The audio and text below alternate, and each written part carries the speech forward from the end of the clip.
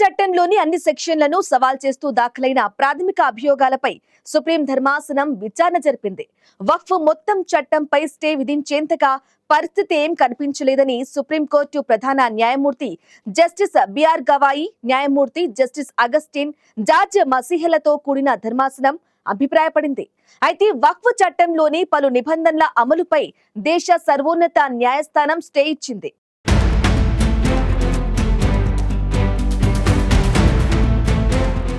వక్ఫ్ చట్టంలోని అన్ని సెక్షన్లను సవాలు చేస్తూ సుప్రీంలో దాఖలైన ప్రాథమిక అభియోగాలపై విచారణ జరిపిన సుప్రీం ప్రధాన న్యాయమూర్తి జస్టిస్ బిఆర్ గవాయ్, న్యాయమూర్తి జస్టిస్ అగస్టిన్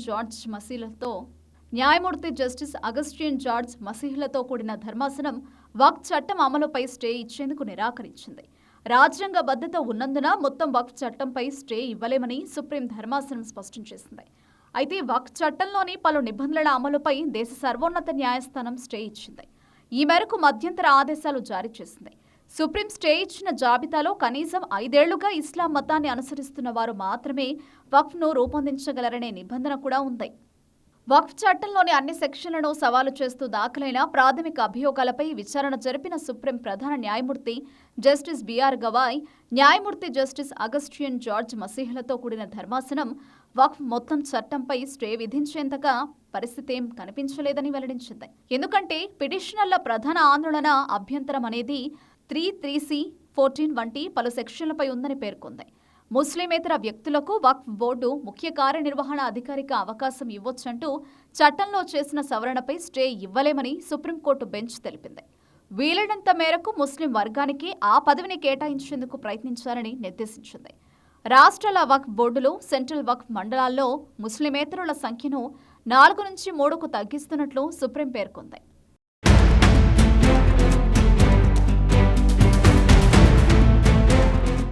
కనీసం 5 ఏళ్లుగా ఇస్లాం మతాన్ని అనుసరిస్తున్న వారు మాత్రమే వక్ఫ్ను క్రియేట్ చేయగలరనే నిబంధనపై సుప్రీంకోర్టు స్టే విధించింది.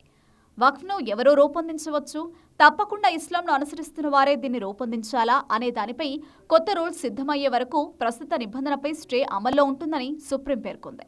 ప్రభుత్వ స్థలాన్ని కబ్జా చేసి వక్ఫ్ ఆస్తిలో కలుపుకుంటే వివాదం పరిష్కారానికి ప్రభుత్వం ఒక అధికారిని నియమిస్తుందనే నిబంధన వక్ఫ్ చట్టంలో ఉంది. దీనిపై స్టే విధించింది. ఏదైనా ఆస్తి వక్ఫ్దా లేక ప్రభుత్వానిదా అనే అంశాన్ని తేల్చి ఆదేశాలిచ్చే అధికారాన్ని జిల్లా కలెక్టర్కు కల్పిస్తూ చేసిన సవరణపై సుప్రీంకోర్టు స్టే విధించింది.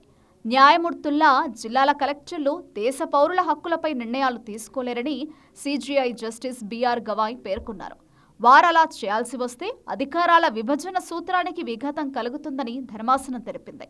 వక్ఫ్ ఆస్తుల హక్కుదారులు ఎవరు అనేది కోర్టు తీర్పులతోనే నిర్ణయం అవుతుందని సిజేఐ జస్టిస్ బిఆర్ గవాయ్ వెల్లడించారు. కోర్టు కేసుల్లో తీర్పులు వచ్చేదాకా ఆయా వివాదాస్పద ఆస్తులపై ఎవరికీ హక్కులను బదిలీ చేయకూడదని సిజేఐ జస్టిస్ బిఆర్ గవాయ్ పేర్కొన్నారు.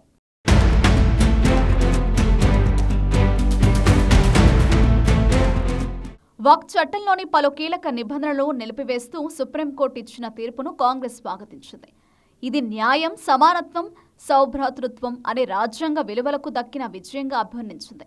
సుప్రీంకోర్టు తీర్పు వక్ఫ్ చట్టంలో అంతర్లీనంగా ఉన్న దుర్మార్గపు ఉద్దేశాలను తుదముట్టించిందని పేర్కొంది. వక్ఫ్ చట్టం 2025పై సుప్రీంకోర్టు ఇచ్చిన తీర్పు పార్లమెంట్లో ఈ ఏకపక్ష చట్టాన్ని వ్యతిరేకించిన పార్టీల విజయం మాత్రమే కాదని, దీనిపై వివరణాత్మక అసమ్మతి నోట్లను సమర్పించిన జాయింట్ పార్లమెంటరీ కమిటీ సభ్యులందరికీ దక్కిన గొప్ప విజయమని కాంగ్రెస్ ప్రధాన కార్యదర్శి జయరాం రమేష్ అన్నారు. వక్ఫ్ సవరణ చట్టం వల్ల కనీసం 5 సంవత్సరాల పాటు ముస్లింగా జీవించిన వాళ్లే వక్ఫ్ బోర్డుకు విరాళం ఇవ్వగలరు.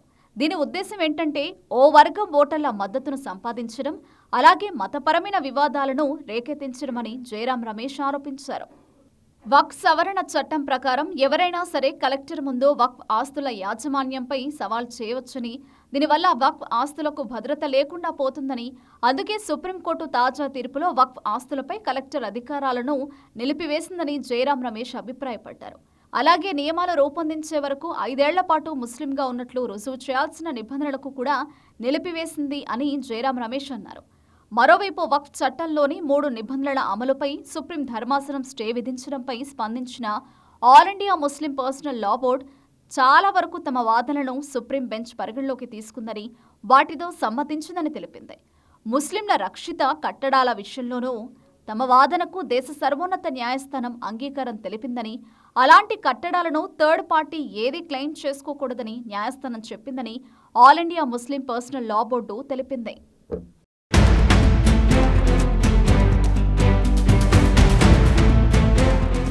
వక్ఫ్ చట్టంలోని కేవలం 3 నిబంధనలపై మాత్రమే సుప్రీం ధర్మాసనం స్టే విధించింది. రాజ్యాంగ భద్రత ఉన్నందున మొత్తం వక్ఫ్ చట్టంపై స్టే ఇవ్వలేమని ధర్మాసనం స్పష్టం చేసింది. అయితే సుప్రీం పలు నిబంధనలపై స్టే విధించడాన్ని all India Muslim personal law board, Congress party స్వాగతించాయి.